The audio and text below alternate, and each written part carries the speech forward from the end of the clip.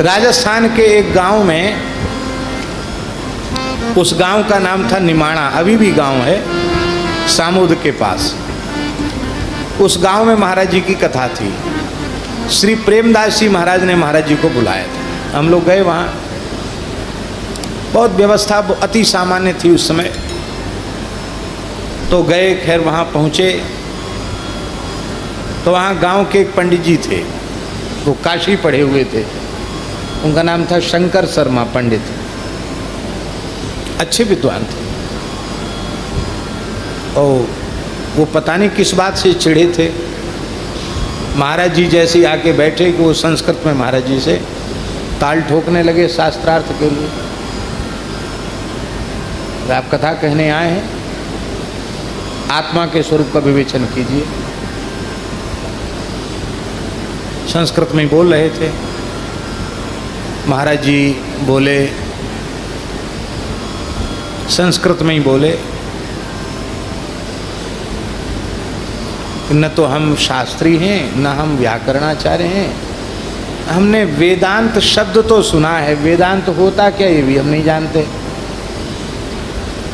तो ये वेदांत विषयक प्रश्न है। आत्मा क्या है, परमात्मा क्या है, जीव क्या है, जगत क्या है, माया क्या है, ये सब हमारे जैसे लोग क्या समझेंगे। हम तो इतना ही समझते हैं राम राम करना चाहिए। इतना कह के महाराज जी मौन हो गए। और वो बार बार कहें, बताइए आत्मा का स्वरूप। महाराज जी एक वाक्य में बोले, आत्मवित् चरणार्चनम इदमेवोपायः। बस इतना बोल के चुप हो गए। आत्मवेत्ता महापुरुष के चरणों की सेवा आत्मबोध का एकमात्र साधन। बस इतना कह के महाराज जी चुप हो गए, कुछ नहीं बोले। गांव के लोग वहाँ बैठे थे, राजस्थान के लोग, गाँवड़े के लोग। वो संस्कृत तो समझते नहीं थे कि महाराज जी ने क्या कहा, पंडित जी क्या कह रहे। वो तो यही देख रहे थे कि ये चुप हैं बाबा जी और ये बोलते चले जा रहे हैं। वो ताली बजाने लगे। अरे देखो बाबा जी कुछ नहीं जानते हैं, कहाँ के बाबा जी को पकड़ लाए कथा कहने के लिए। हमारे गांव के पंडित जी देखो कितने विद्वान, धुरंधर विद्वान। अब कथा हुई। 8 घंटे महाराज जी बोलते थे। 8 दिन की कथा थी। एक दिन महात्म था, दूसरे दिन जन्माद्यस्यता से आरंभ हुआ। पता नहीं महाराज जी के भीतर क्या प्रेरणा हुई, भगवान जाने। 8 घंटे में व्याख्यान किया महाराज जी। 4 घंटे सवेरे, 4 घंटे शाम। जन्माद्यस्यतोन्वयादितरतश्चार्थे स्वभिज्ञ स्वराट तेने ब्रह्म हृदय आदि कवे मुह्यन्त्यत सूरयः। ऐसा अद्भुत बोले। वो बैठे थे बेचारे एक बबूर के नीचे। वो आश्चर्यचकित हो गए कि ऐसे प्रकांड विद्वान और इतने विनम्र।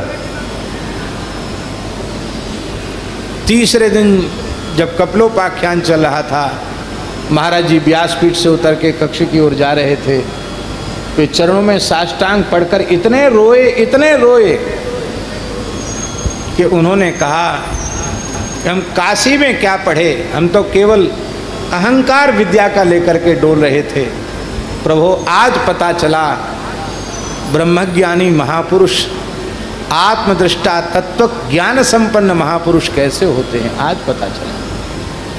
परिवार सहित वे महाराज जी के शरणापन्न हुए। फिर तो उन्होंने गांव के लोगों को कहा कि ये तो जिमे सिंघल बासिन भयु विधिवत सुलभ प्रयाग। सिंघल वासियों को जैसे प्रयाग दुर्लभ है, बोले तुम लोग भाग्यशाली हो, इतने बड़े महापुरुष आपके गांव में आए। फिर वहाँ से जब हम लोग विदा हुए तो महाराज जी की तो सामान्य यात्राएं होती थी, बस में बैठकर यात्रा होती थी। बस में, ट्रेन में कोई कार गाड़ी थोड़ी थी। तो बस में एक तरफ 3 सवारी की सीट होती है और एक तरफ 2 सवारी की सीट होती है। तो 2 सवारी वाली सीट पे महाराज जी और उनके बगल में दास बैठा था। तो महाराज जी हमसे बोले पंडित जी, जिस समय पंडित जी ने आकर कुछ कहना आरंभ किया उस समय आपके मन में क्या आ रहा था?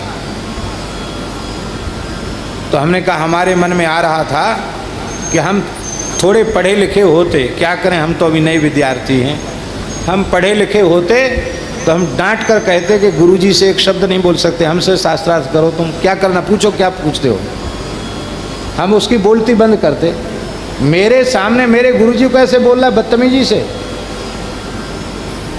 बोले उससे क्या लाभ होता। मान लो तुम बड़े पंडित हो गए होते, शास्त्रार्थ की तुम्हारी क्षमता होती और उसको तुम निरुत्तर कर देते तो तुमको क्या लाभ हो जाता, उसको क्या लाभ हो जाता। तुमको ये हानि होती कि मैंने किसी को परास्त कर दिया, मैं प्रकांड विद्वान हूँ, ये अहंकार तुमको होता तो तुम्हारी हानि होती। और एक ब्राह्मण का तिरस्कार होता तो ब्रह्म हत्या का पाप लगता, क्यों ब्राह्मण का तिरस्कार ही ब्रह्म हत्या है। गुरुम तुम कृत्य हूं कृत्य विप्रम निर्जित्य बाधता, ब्राह्मण को शास्त्रार्थ में पराजित करना। तो विप्रम निर्जित्य बाधता स्पष्ट लिखा, बाद में शास्त्रार्थ में ब्राह्मण को परास्त करना, तो ब्राह्मण का तिरस्कार होता। आखिर विद्वान तो है कि नहीं है। शास्त्रार्थ करते तो वे भगवत शरणागत नहीं हो पाते, अपने भी अहंकार से बच गए और एक ब्राह्मण हृदय से भगवान के लिए शरणागत हो गए, दोनों लाभ हो गए। इसलिए दीन भाव में रहना यही ठीक है, अहंकार में रहना अच्छा नहीं। कि बगल में बैठे, हम उनके बगल में बैठे, कभी रिक्शा में भी उनके साथ बैठना पड़ता, बगल में बिठा लेते। तो हम कहते महाराज जी आपके बगल में बैठे हैं, हमसे हंस करके बोले तो कार पहिया के नीचे बैठोगे। अरे भाई नौका है, यान है, रेल है, इसमें विचार नहीं किया जाता है, कोई बात नहीं बैठो। ऊपर नीचे का क्या भेद है, सब धरती पर टिके हुए हैं।